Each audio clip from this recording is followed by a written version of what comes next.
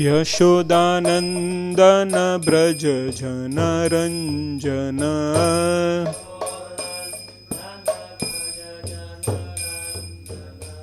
यमुना तीरावनचारी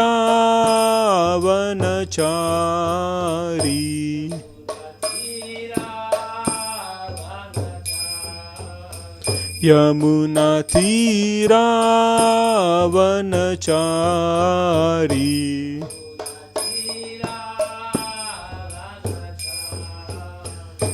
जय राधा माधव कुंज बिहारी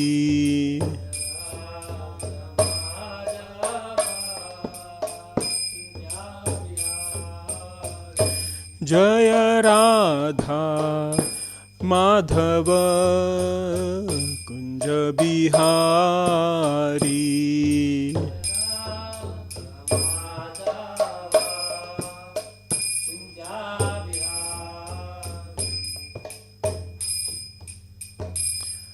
श्रील प्रभुपाद की जय।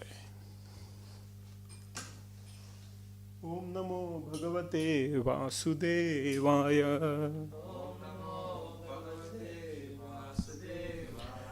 ओम नमो भगवते वासुदेवाय। ओम नमो भगवते वासुदेवाय।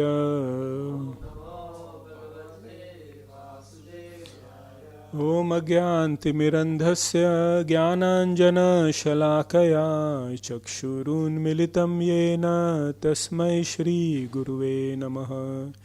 श्रीचैतन्यमनोभीष्टं स्थापितं येन भूतले स्वयं रूप कदा मह्यं ददाति स्वपदान्तिकम्।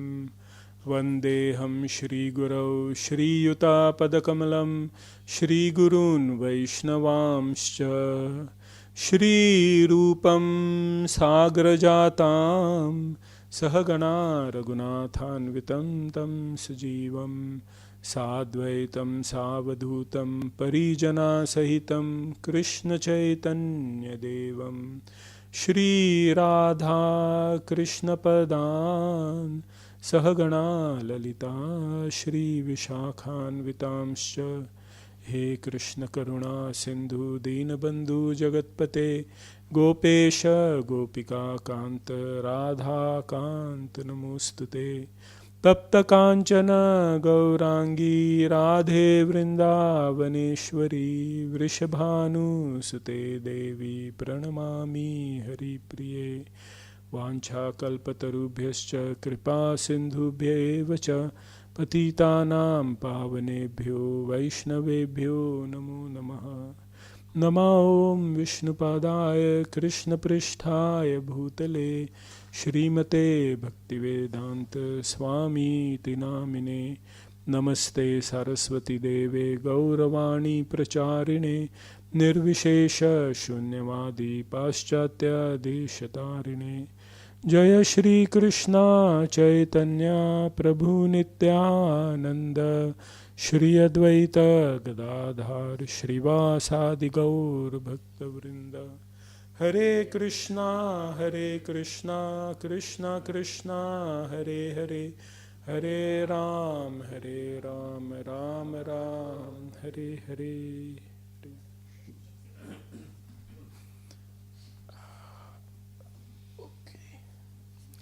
So we'll read from Nectar of Devotion. So Nectar of Devotion is a summary study of Bhakti Rasamrita Sindhu by Srila Rupa Goswami. So Prabhupada, the Bhakti Rasamrita Sindhu is actually quite a voluminous literature. So Prabhupada did a summary study, just like Krishna book, which is a summary study of the 10th canto of Srimad Bhagavatam.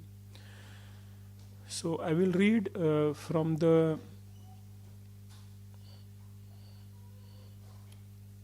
introduction. There is one very nice paragraph, Veda base. So it's, if you go to Veda base, Nectar of Devotion.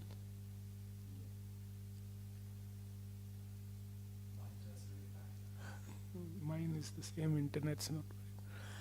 And if you go to introduction,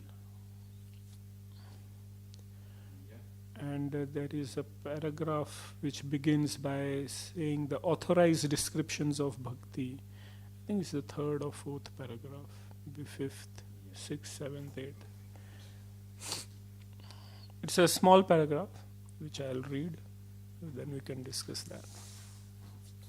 So the authorized descriptions of Bhakti or devotional service following in the footsteps of previous acharyas can be summarized in the following statement by Srila Rupa Goswami. First class devotional service is known by one's tendency to be fully engaged in Krishna consciousness, serving the Lord favorably.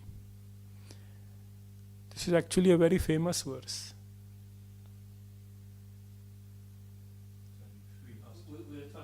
No worries, you can hear. The only 2 or 3 sentences I am going to read. So I'll read again. First class devotional service is known by one's tendency to be fully engaged in Krishna consciousness, serving the Lord favorably. Anyabhilashita shunyam jnana karmadhanavritam anukulyena krishnanu sheelanam bhaktirut. So we'll read the verse as well. I have brought Bhakti Rasamrita Sindhu. The purport is that one may also be in Krishna consciousness unfavorably, like Kamsa or Ravan. They were also thinking of the Lord, but unfavorably. But that cannot be counted as pure devotional service. So naturally, we do not include them in the list of devotees. Even though they were thinking of Krishna, they are not included as devotees. Pure devotional service should be free from the desire of any material benefit or for sense gratification, as these desires are cultivated through fruitive activities and philosophical speculation. Generally, people are engaged in different activities to get some material profit, while most philosophers are engaged in proposing transcendental realization through volumes of word jugglery and speculation. Pure devotional service must always be free from such fruitive activities and philosophical speculations. One has to learn Krishna consciousness or pure devotional service from the authorities by spontaneous loving service. Srila Prabhupada ki jai. So, this is Bhakti Rasamrita Sindhu, first volume. There are 4 volumes like this. Prabhupada's disciple Bhanu Maharaj has translated this book. And what he's done is, whilst translating, he's included the commentaries of Jiva Goswami and Vishwanath Chakravarti Thakur. So that's why it looks a bit big. If you only read the verses, it's not very extensive. But Jiva Goswami himself writes in his introduction to his commentaries that actually this is a difficult concept to understand. Bhakti Rasamrita Sindhu, Bhakti means devotion, Rasamrit means the nectar, and Sindhu means ocean. So it's a very vast subject, and Rupa Goswami has summarized it in very condensed verses. So we all think of ourselves as devotees, and Prabhupada said that we are actually followers of Rupa Goswami. We are Rupanugas because we follow the principles of devotional service that he has listed. Now, if you read this book, Rupa Goswami, he has given this book in a very traditional Vaishnava style, where he has listed a principle of devotional service, but then he has substantiated it by quoting verses from various scriptures. So now I am reading the second volume, where he discusses 64 qualities of Krishna. And for each of the quality, he is quoting a verse from various scriptures. So when we say Krishna is most beautiful, what is the evidence? Then he has listed a few verses. Or Krishna can speak many languages, so he's listed many verses. Interestingly, in that verse it is said Krishna can also speak the language of Kashmiris. Specific mention is there. So I was very intrigued as well. Yes, that's the right word. So today I am reading from Bhakti Rasamrita Sindhu. This is an easy number to remember, 1.1.11, 1111. And this is one of the verses you should remember. You can start with this. This verse is Anyabhilashita shunyam jnana karma danavritam anukulyena krishnanu shilanam bhakti uttama. So this is the definition of devotional service.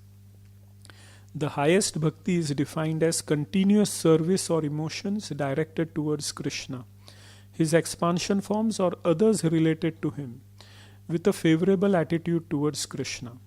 It should be devoid of desires other than the desire for bhakti, and unobstructed by impersonal jnana, materialistic rituals of karma, or any other favorable acts. So, let's quickly look at this verse. Anya abhilasha means any other desire. Shunyam, so bhakti should be devoid of any other desires other than bhakti. So the desire for bhakti should be there, but any other desire should not be there. Which are those desires? Jnana, karma, adi, anavritam. So there are mainly two desires. One is of jnana. We become engrossed in philosophical discussions. Even the discussion of Atma, Paramatma is considered in the category of jnana. Pure devotees do not bother with that. The Brijvasis, they are given as the example of pure devotional service. They do not think, who is soul, who is super soul. They worship Surya, they worship Indra, they worship Lord Shiva, they worship Lord Narayan also. But they do not worship Krishna. They do not think he is the Supreme Lord. They have knowledge of soul reincarnation, but they are not baffled by it.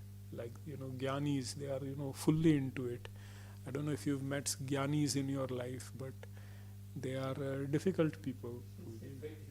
They drain all your energy by saying this. And then after leaving them, your mind is like, wow, like it has been in a whirlwind of words. So bhakti is not like that. In bhakti, we do not discuss jnana. We will read some parts of the commentary of Jiva Goswami. Only that knowledge which will be favorable to Krishna consciousness, that we accept. So the knowledge of how to worship deities, how to make a flower garland, mental jugglery. And the other is karma. Karma means the desire to do fruitive activities. The desire to engage in actions which will give some results other than bhakti. So again, actions which are part of bhakti, like again deity worship, cooking, they are accepted. But actions like, proper sense gratification, that is of course excluded. But even actions like performing yajna to get a good wife or son, or are you with us, Prabhuji? So actions like performing yajna, so even though they are part of Vedic religion, they are not considered bhakti. They are considered the same as sense gratification. You may go to a doctor for getting cured, or you may do Mahamrityunjaya jap to get cured. It's the same. The only difference is, one will give you some spiritual credits, but that is not devotional service. And adi means other things also, like yoga, for example. Yoga is neither jnana or karma, but doing yoga and thinking, this is bhakti is not proper. Sometimes, it is recommended we should sit straight and chant. But if the focus is on sitting straight and not on hearing, then it becomes jnana karmadi anavritam. So avritam means covered. Bhakti should not be covered. Anavritam, bhakti should not be covered by any of these. And it is so easy to get drawn into these processes. For example, we may do yajna in devotional service and think that yajna is the focus of the process. rather than chanting of the holy names. Like yesterday we had a DT welcoming ceremony in Ram Nityanand Prabhu's house, and we had a big yajna. But if the audience leaves by thinking that by doing yajna the deities have been welcomed, then they've got it wrong. The deities are welcomed by chanting of the holy names, by serving devotees, by honoring prasadam, not by creating a fire. That has been ridiculed by the sages of Naimisharanya in Bhagavatam itself. They tell Suta Goswami that we've done this fire sacrifice for thousands of years, and all we've got is this suit which has covered our existence. That is the only outcome of lighting a fire. So, yeah, that is the only. In fact, yajna is a pretext to do chanting, just like coming to the temple is a pretext for chanting, like that. Anukulyena Krishnanu. Krishna anukulyena means favorable, like we discussed. You can think of Krishna, you can relate to Krishna unfavorably also. Like the atheist, they always think of God, but they think there is no God. Or the demons who know that there is God, but they are inimical, like Kamsa, Ravana and others. So that is not devotional service. Anukulyena means favorably, to think what will please Krishna.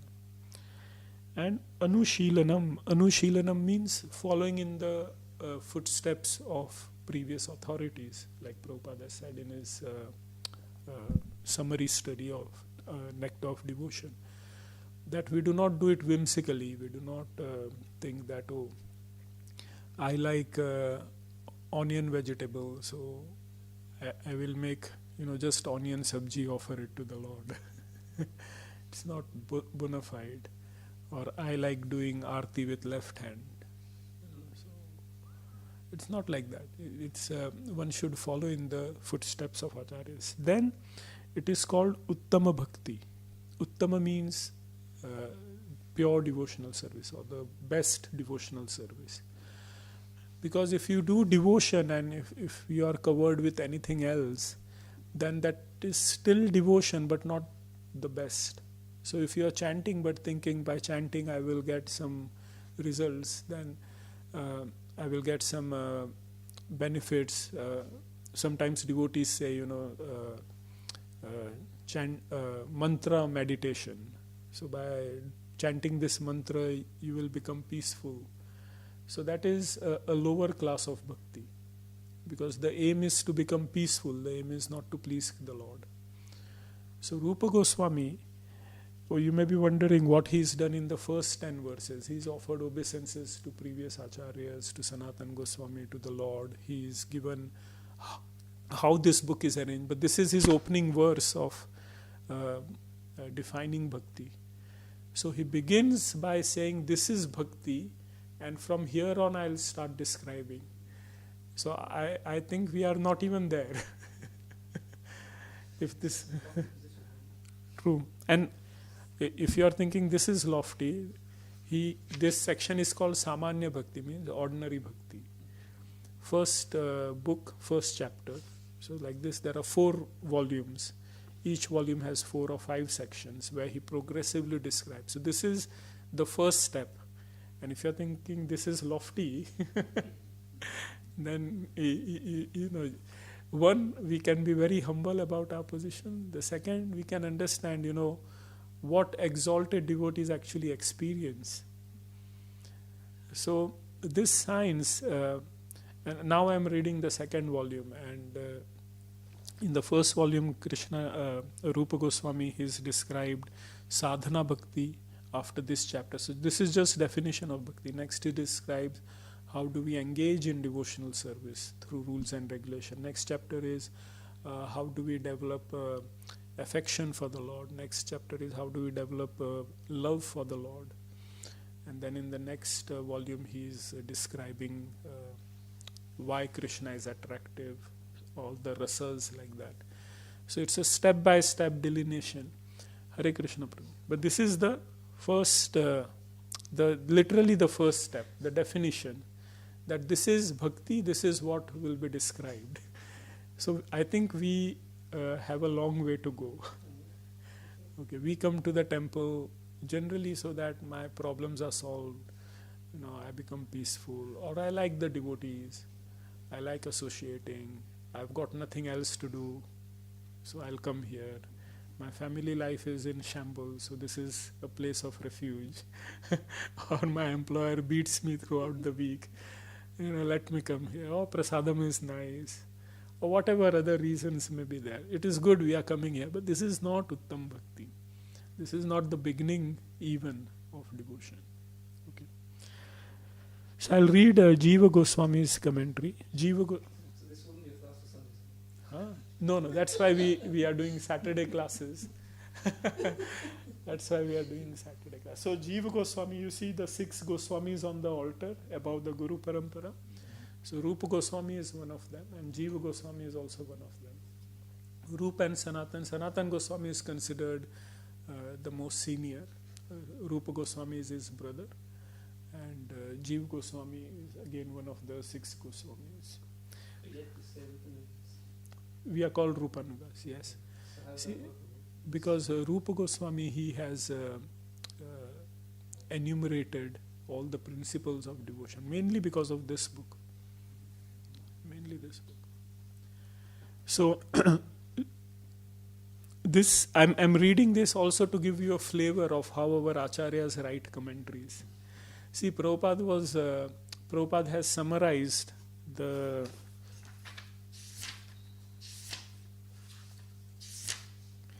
8 pages in 4 lines, because he knows we can't digest 8 pages. But Prabhupada, whenever he wrote any commentaries, even on Bhagavatam, he used to consult 10-12 commentaries and then summarize them. Last year I was giving a talk on Damodar Ashtakam, and I was reading one verse. But then I thought I will refer to the original commentaries. And it was so interesting. Prabhupada writes just one sentence somewhere that Yashodama was worried that Krishna would run away. So, therefore, that was one of the reasons to tie up Krishna. But our acharyas, they have elaborated on that fear. Why is she fearful that Krishna would run away? So, Prabhupada's commentaries are sometimes they are like keys. And if you understand properly, if you read properly, if you don't omit any word, then you will get an entry into some deeper understanding. But generally what we do is we just browse through it. But actually he's been very loyal to the previous acharyas in writing commentaries. So Jiva Goswami, he first of all picks up the word Anushilanam. So he says that the verbal root Shila, Anushilanam. So Shila has 2 significance.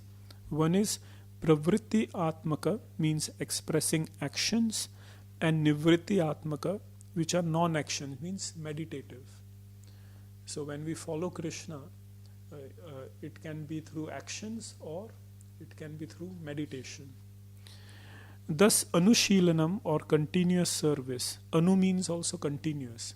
Shilanam can also mean service. So, Anushilanam, continuous service, has an active form, Cheshta Rupa, which uses the body, words, or mind, and an emotional form, Bhava Rupa, which has 2 parts, affection and despair of the mind. Okay. So, again, this is very classical of Bhakti Rasamrita Sindhu of Rupa Goswami, where he categorizes and subcategorizes. So, just the word Anushilanam has 2 parts, physical and mental, and then mental has 2 parts, affection and despair. Because in devotion you can also have emotions of despair, which are considered higher than emotions of affection. Like that. So, however, emotional states of sattva and even non-sattva are included in Cheshta Rupa Anushilanam because both are mutually suppressing. So what are sattva? Are intense emotions which overcome the heart, but under the pressure of a limited body, spontaneously manifests bodily transformation called sattvic bhav. And even though the action is unconscious and origin is emotion, it is classed as cheshta rupa because of consequent and subsequent active element. Other emotions which are not so intense are not classed as sattvas. If they are similarly eclipsed in favor of conscious actions, are called anubhav.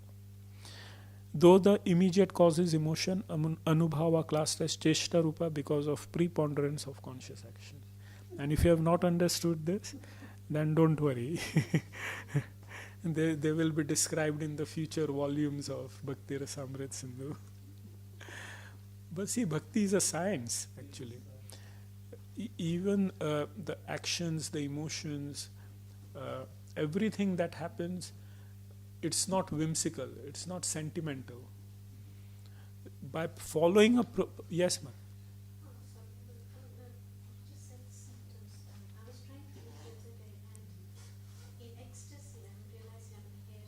Yes. But a lot they become, they either faint or they become something not unconscious, but something on those grounds. And I just wanted to know what's happening with them. Why do they keep falling unconscious so many times? So exactly that is what is being described here. So sometimes the emotions are so intense that the body cannot manage them. Like recently there is a very interesting, mind-boggling situation I'm fortunate to be experiencing. There is one particular devotee in Vrindavan who is getting into states where he is reading very fast and his blood pressure is shooting up, and because of that he gets exhausted. Now ordinarily they've asked me what to do. So I said, I can understand why blood pressure is going up and why is he getting exhausted, but why is he reading so fast? Why is his mental functions so acute? Because generally if your blood pressure is going up, your mental functions go down. So this is not medically possible. And I know this devotee, very advanced devotee. So his associates, they are wondering what to do. They are thinking blood pressure is like 180, 190, will he have a stroke or something? And they want me to do something to slow down his mind. And I'm thinking, he's reading perfectly, his mental functions are more acute. So it is baffling. And that's why in devotional service, it is difficult to understand the behaviors of devotees sometimes. Elevated devotees like Chaitanya Mahaprabhu, it is described when he would dance in Kirtan and he would experience ecstasy. There would be a distance of 1 foot between each of his joints.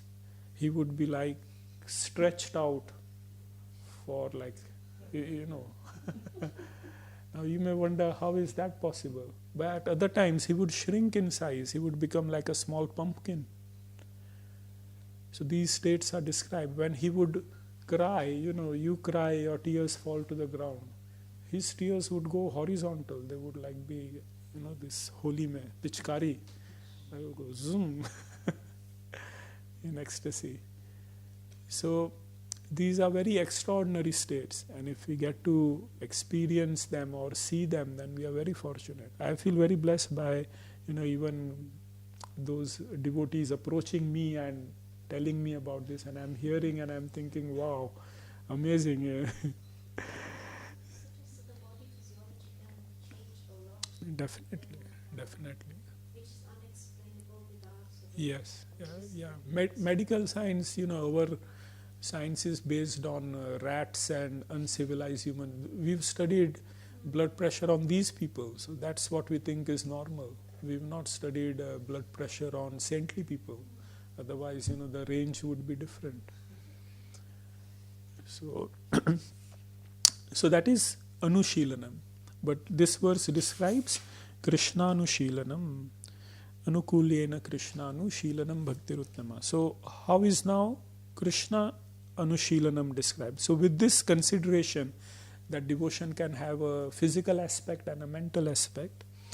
Anushilanam means constant service to persons or things related to Krishna or service to Krishna directly. That is the meaning of Krishna Anushilanam. Because this definition also includes persons and things related to Krishna, it avoids the fault of being too narrow. So therefore, one of the anga of bhakti, one of the branches of bhakti is taking shelter of Guru's lotus feet. So if we say that no, actions or emotions should be directed only to Krishna, then the definition becomes too narrow. Then how will you follow your Guru? So this definition, by saying Krishna Anushilanam, Anu means those who are also related to Krishna, like Guru, or like Prabhuji was washing the Arati paraphernalia inside. So that is also becoming devotional service. Why? Because those things, those objects are related to Krishna. This mic is related to Krishna. So therefore setting up the mic is devotional service.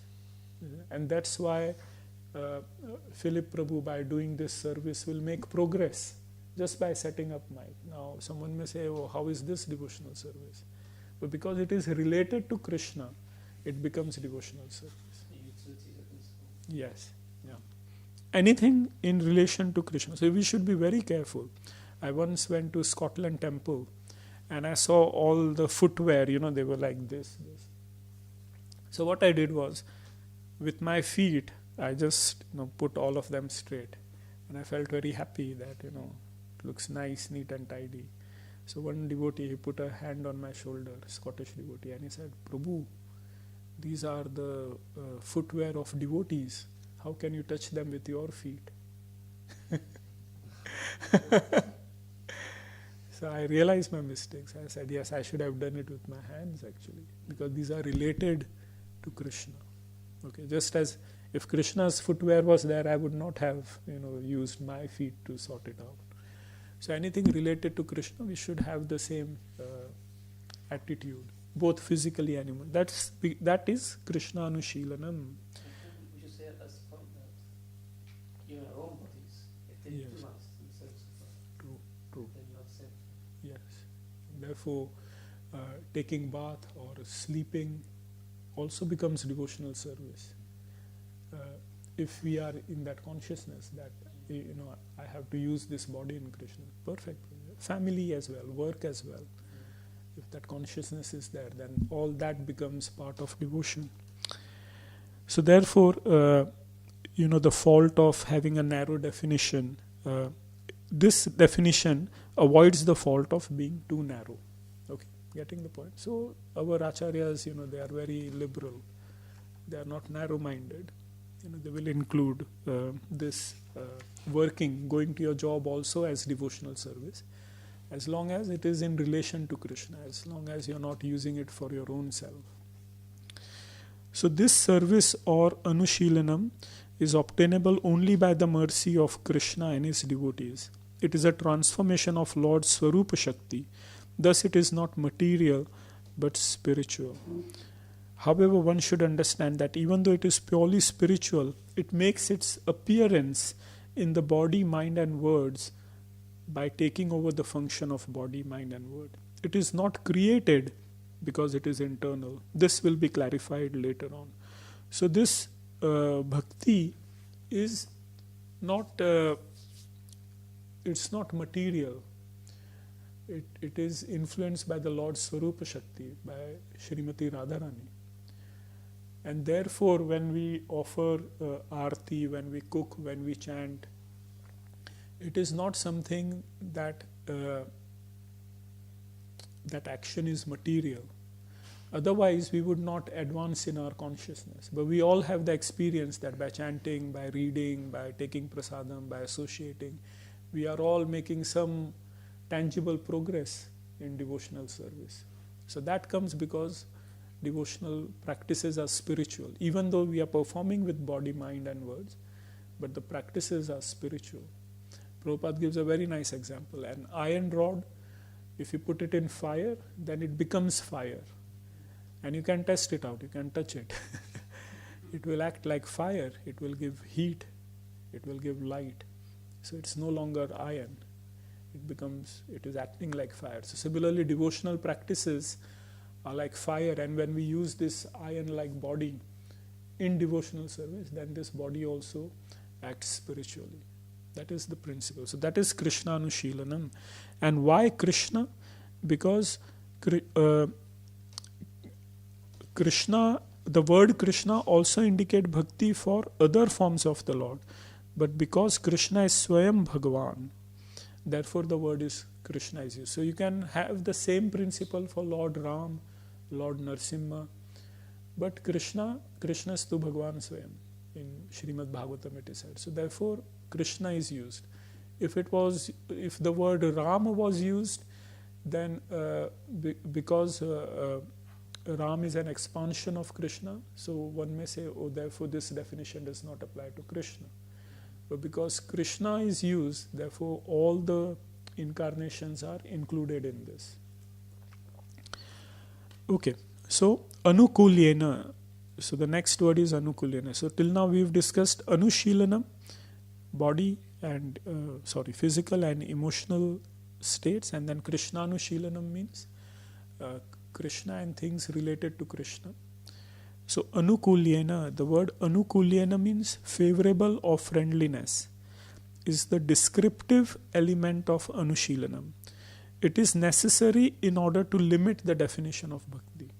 So previous word Krishna Anushilanam was used to broaden the definition, but it cannot be too broad. So therefore this word is used Anukulyena to narrow the definition. So definition of bhakti cannot be established with a disagreeable attitude toward Krishna.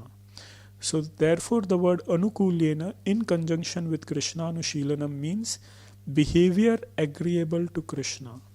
Pratikul means opposite, behavior disagreeable to Krishna. Because this word is in the instrumental case, it indicates that favorableness is a necessary qualifier for defining Anushilanam, not as a secondary element. So this is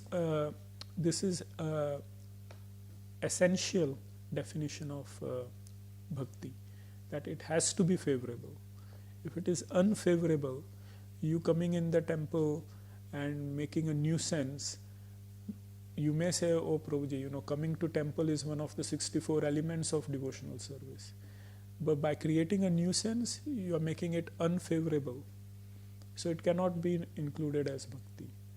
You may be offering obeisances to the spiritual master, but if you pull his feet and make him fall, then that is not devotional service. Okay, you may be cooking, but you may be cooking with ingredients which are not recommended, like onion or garlic, then it is not devotional service. So the action may be externally appearing as devotional service, but if it is not favorable to Krishna, then it is not devotion. So this is an essential characteristic. It has to be favorable. You can be in disagreement with Krishna as long as you move his Krishna. Yes, that too as well. So sometimes, yes, gopis may chastise Krishna, but they are doing that to increase the rasa of love. So that becomes favorable actually. Exactly. So external actions don't count. The favorable attitude has to be there. So I won't read some of these parts because Jiva Goswami, he is looking at various objections that may arise philosophically to this point, and then he is defeating them.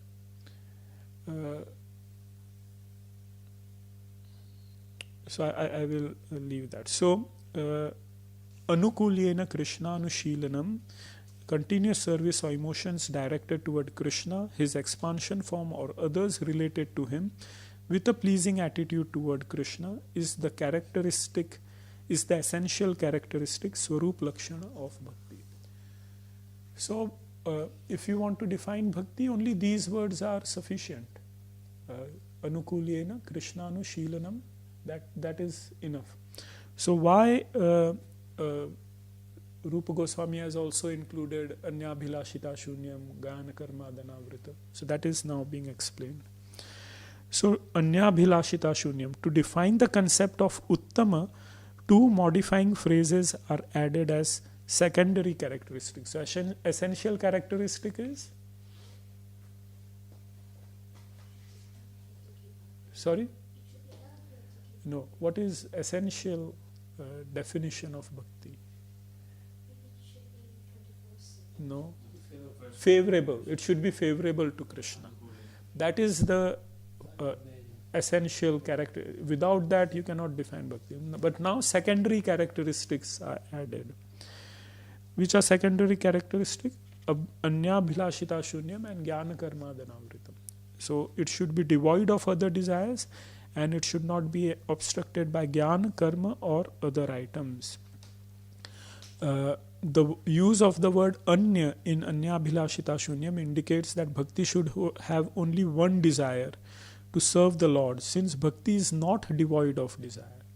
So in bhakti you can have desire, but that desire is only one, to serve the Lord. Any other desire is rejected. So what is jnana karma dhanavritam? Jnana refers to inquiry concerning impersonal Brahman with no qualities. This should be rejected. However, inquiry concerning the worshipable Lord should not be rejected, because that knowledge is necessary for bhakti. The word karma refers to nitya naimittika karma enjoined in the smriti. So for example, your occupation, varnashram duties, that is karma, not the actions of serving the Lord. For example, deity worship. The word adi means others. So jnana, karma, and then adi means others. What do the others include? Practices such as renunciation, yoga and sankhya, impersonal jnana and smriti actions. These are all obstructions to pure bhakti. Someone may propose that since definition mentions Krishnanushilanam, bhakti should also be defined using the word Krishna bhakti. In response to this, it may be said that definition uses the word bhakti rather than Krishna bhakti, because in devotional scriptures the word bhakti alone is commonly used. This is shown in next statement. So someone may say, why are you saying Krishna bhakti? Just say bhakti. But bhakti may, people may misunderstand it to refer to other things. But in this book later on, whenever word bhakti is used, it refers to Krishna. Okay. So I will read the verse again, and we will go through the definition again. So, anyabhilashita shunyam jnana karma dhanavritam anukulyena krishnanu shilanam bhakti uttama. So the purport begins by defining shilanam, which means physical and mental attitude. That attitude is directed to Krishna and persons or things related to Krishna. Anukulyena is the most important word here. It should be favorable. And then the secondary characteristics are anyabhilashita shunyam, no other desire but to serve Krishna and things related to Krishna. And it should not be covered by jnana, karma, yoga, sankhya, and anything else. So if our bhakti is like this, then it is called Uttama Bhakti, pure devotional service. Uttama Bhakti, by this definition, is just the beginning. You may think, oh, if my bhakti is like this, I am a first class devotee. No, you are a beginner sadhak by this definition. Once you come to this level, then you can start the remaining of this chapter, which is the various practices of devotional service. So then you can engage in deity worship, things like that. All these things technically are very difficult to understand. In essence, the simplicity of it is that I should focus on trying to love. Yeah. Because if I am, I don't have to think about any technical things. Because by nature, I love that person. I go to activities that are always favorable. Very true. And always weaknesses there. see, there is a word there is a phrase in English called extra baggage. that just exhausts you, slows you down. So why have extra baggage in bhakti? It is actually such a relief to get rid of jnana, karma and so many things. When Mahaprabhu went to Varanasi, then all these jnanis were there, and their leader, he approached Mahaprabhu and he said that you are a sannyasi, and I see you have taken sannyas in Shankara Sampradaya, so you should be engaged in philosophical discussion. And Mahaprabhu said, true, but my guru said that you are a fool, and therefore you should not engage in philosophical discussion, you should simply chant Krishna's name. And just by chanting Krishna's names, I am feeling so much ecstatic within my heart. So he is, one of the qualities of Krishna which I am reading now is he is very sweet spoken. He never offends anyone. So Mahaprabhu is actually telling this sannyasi, you are a fool. If I, the Supreme Lord, I am being told by my Guru that you are a fool, you should not indulge in jnana, just chant the holy names. How come you as a jiva are doing that? I have never seen anyone in my life make progress by indulging in jnana. They usually become offensive and they fall down. So why carry extra baggage? If you get rid of jnana, karma, ityadi, etc., then we've cracked it. So on top of that, Yes. is that if we're conditioned, it means all these different impurities, they're so strongly present. Yes. So the job of trying to remove this psychology, which is pretty poor, takes us through all this process. Yes. of having a bhakti. So the other thing which we can discuss later on is that even though our practices may be faulty, still by doing the same practices of devotional service will become purified. So we may think we are not on that platform, but let's keep doing deity worship, let's keep chanting the holy name, let's associate, let's take prasadam, and then over a period of time we become pure, we come to this platform. So what I'm saying is that look at the baggage that we carry. Yes. It's huge. True. Our simplicity has disappeared. Yes, Mataji, sorry. Because I'm just reading, I'm very new to devotional service, but I was reading maybe yesterday as well in Chaitanya Charitamrita, because you just mentioned that Lord Chaitanya Mahaprabhu had to go right in the center of the Mayavadis, which is Varanasi, and it's Prakashan and Saraswati. Yes. But also, yesterday when I was reading, Krishna Consciousness mentions that Chaitanya Mahaprabhu also had to go into a dialogue with Sarvabhaum Bhattacharya. to be able to, because he was also a Mayavadi, to convert him into this.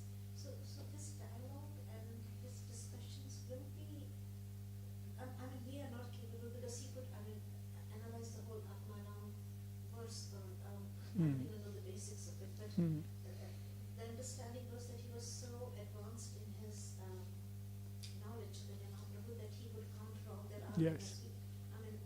I don't even understand the ABCD, but for him to be able to do that, or for people who are so advanced, there might be a role of this to which we maybe, we are not capable, but there might be people who are capable to do that. So I don't know for those people who just do that. Yes. So of course Mahaprabhu is the Supreme Lord. For him to convince Sarvabhaum Bhattacharya doesn't take a lot. So for Prakashanand Saraswati, he did not indulge in arguments. He just gave him that instruction, and just by looking at Mahaprabhu, Prakashanand Saraswati got converted. Sarvabhaum Bhattacharya, he needed that 7-day discourse for him to realize that Mahaprabhu is the Supreme Lord. So when we are preaching, different strategies may be needed. But the point is, when we read scriptures, so for example, we may be reading devotional scriptures as well, but if it is inflating our ego that I have become very knowledgeable, then we are not we are not a devotee according to this definition. Whereas someone may be very knowledgeable and may be able to convince others, like Bhanu Maharaj. If you read in the appendix the list of books he's translated, I was baffled. There's so many books that he's translated. Bhanu Maharaj, Prabhupada disciple. He's from Japan. So Sanskrit is not his mother tongue. And he knows Reiki, he knows martial arts, very prolific person. But if you see him, he knows Vastu Shastra. The Chennai ISKCON temple has been designed by him according to Vedic scriptures. It's a very bona fide construction. So, but that sort of person, if you meet him, very humble. So someone may have all the knowledge and yet be very humble. So as long as, that's why agreeableness is the essential characteristic of devotional service. If your knowledge is favorable to Krishna consciousness, like Bhanu Maharaj who's done this, then it is devotional service. I may have, Radhanath Maharaj says sometimes that sometimes even a beggar is proud of his penny. I may have only 1 penny knowledge, but if I'm so proud about it, then that is useless. Utility is the principle. So, just to conclude, this definition we should keep in our mind. Whenever we do any act, we should be careful that we are not consciously, unconsciously slipping into jnana, karma, things like that.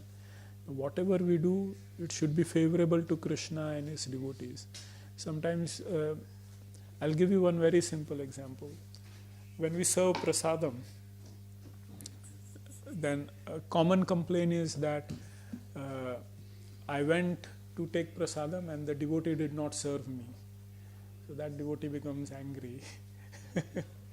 So if you serve prasadam, that's a risk. So I've often tried to reflect upon this, because now and then this situation comes up and then it makes me wonder, what is the best way of dealing with it. And there are many ways to deal with it, but I have come upon a simple strategy for myself.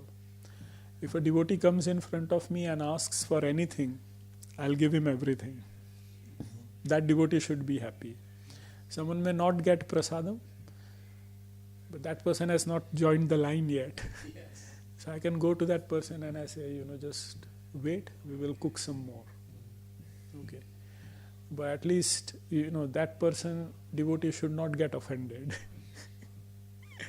This happens when we are serving Krishna.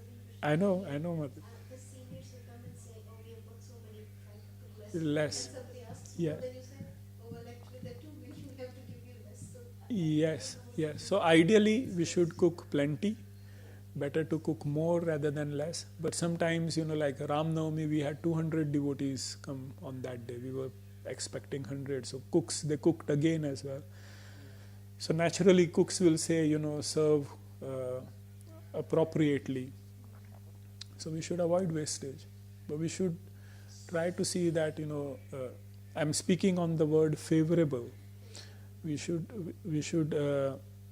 do things so that devotees who have come here, even though they may be newcomers, but they have come to the temple, they are our guests, they should not leave by having a bitter mood that I asked for something and I did not get it. Prabhupada specifically says that when it was prasadam, he does say to the full size. To the full side, yes. Prabhupada actually will do one talk just on prasadam one day. I'm planning on, jotting down some points on that. But Prabhupada did not like the idea of a la carte, where you go to Govinda's and you order. Prabhupada said no. What the principle is, you charge an amount in the beginning. So you charge, £5, £10. But once they are seated, they should eat as much as you like. Okay, they should leave fully satisfied. So Then it's favorable. that is favorable, yes. So the point is that devotees, Krishna, just as if Krishna comes to you asking for a second serve, I'm sure you will not say, Prabhuji, I can give only so much. You'll say, take whatever you have. So this definition says even Krishna's devotees or anyone coming to the temple, they should be treated like that. Radhanath Maharaj once told in the class that these people who are coming to the temple, they are Krishna's guests. So just as Krishna would treat them, we should be treating them on Krishna's behalf.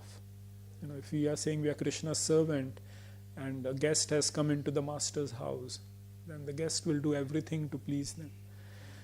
So Would you say there's no such thing as cost saving to Prasada because that is a bad policy? yes. Maybe cook one item, Yes. cook plenty, cook top class.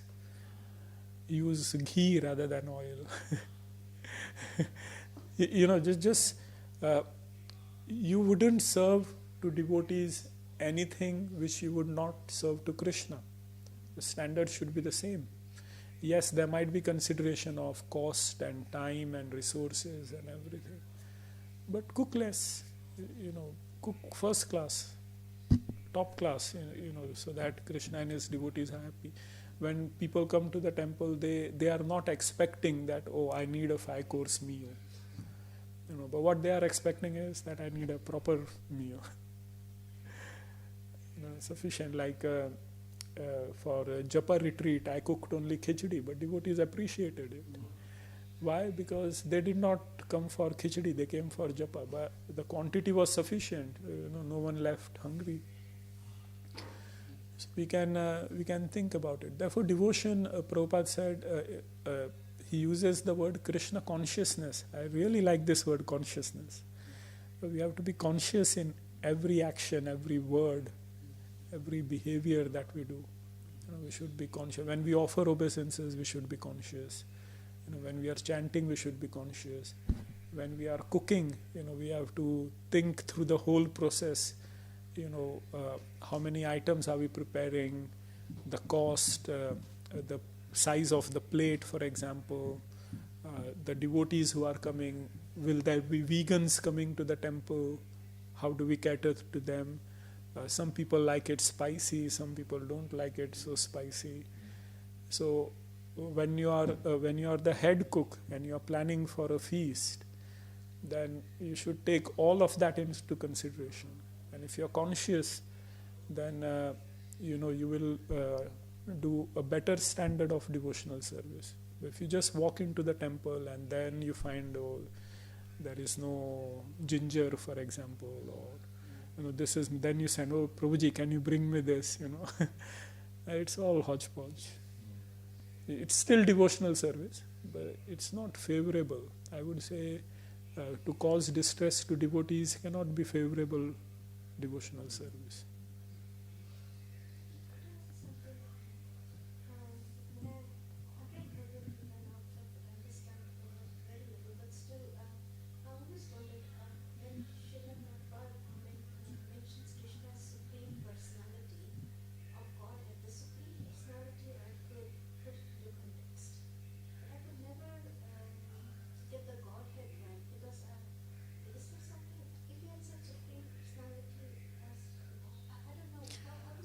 Godhead is a group.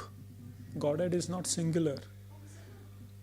That's my understanding. I may be wrong about it, but my understanding, because Krishna is God, Ram is God, Narasimha is God, Vishnu is God, Parshuram is God. They're all God. So they are Godhead, and Krishna is the supreme personality of all these Godheads. That's how I understand. When we look at the Vaikuntha planets, then you can work out that's a big thing to say. Yeah. That's my understanding, because we use. I can't think of any other English words at this time. When I first tried to reflect, no, I'm thinking is there any other English word where we use head like Godhead. Is there any other English word where we use head to indicate a group? I can't remember now, but when I first looked into it, I did find some words. So that's my understanding, that Krishnastu Bhagwan Swayam. That of all these expansions and amshas of the Lord, plenary portion, one is supreme, Krishna. In fact, to have more than one God is a very difficult concept for most people to even contemplate. Yeah. Yeah. True. It's Achintya Bheda Veda. Actually, there is one God, but expands, but there are also. Yeah. That's a very difficult concept. Like one devotee told me on this point, Yeah. he said, Chaitanya Mahaprabhu is the Supreme Personality of Godhead, and Radha Krishna are the expansions. Is that wrong? So I said, no, that is also correct. We think Radha Krishna combined to form Chaitanya Mahaprabhu, but the corollary is also true, because in spiritual world there is no space-time, there is no this one was first, this one was later, like that. It's a very fascinating place to be. You can be standing in front of Krishna, but someone may say, oh, you are behind Krishna, and that person is also right, and you are also right. So there is no space there. True. Okay. Srila Prabhupada ki jai, Shri Rupa Goswami ji ki jai, Nanta Koti Vaishnav Vrind ki jai, Nitai Gaur Premanand Ji Hari Bol. Well, this is a very interesting from a psychiatric point of view. Very observing. In psychiatry, there is actually no sentence which is untrue. So even if you say that, so in psychiatry, people say that, oh, this person is following me, or I can hear voices. Externally, people